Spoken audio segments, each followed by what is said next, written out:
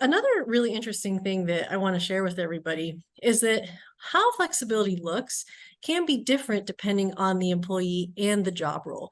It's not just that there's a one size fits all solution that flexibility looks this way. It really can depend on what your job is, what you're doing at work, and a lot of different aspects. So, for example, in our 2024 report, we did some analyses that actually differentiated what we call the 80% employee. And this is really just sort of our moniker for employees who typically don't work behind a desk and who also tend to have less access to technology and voice in the workplace. We did some analyses that differentiated these folks from what we call corporate or more white collar workers. So just to kind of give you a little more context, 80% workers might include those working in food service or manufacturing, whereas corporate employees include groups like software developers or investment bankers. So when we look at this table here, we can see that the types of flexibility ranked most important really differ by worker groups. While corporate employees rank autonomy and workspace choice first in terms of importance, we found that 80% employees are really looking for time for personal development and the ability to take time away for personal matters.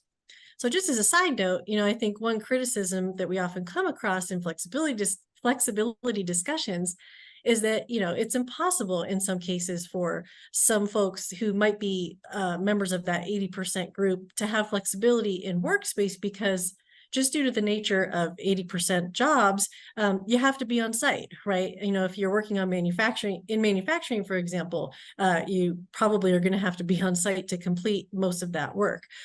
There's no work from home option.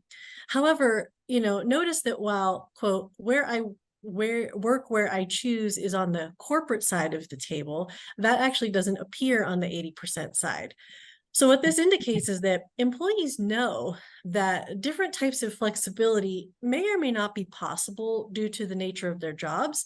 And this can actually be good news for organizations, right? Because it means that there are still things organizations can do to help employees reach flexibility, regardless of what their job roles are.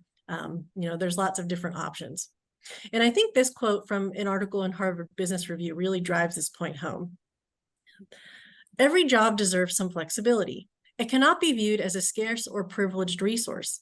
True flexibility aligns employers and employees to achieve mutual gain in meeting both performance and work-life needs.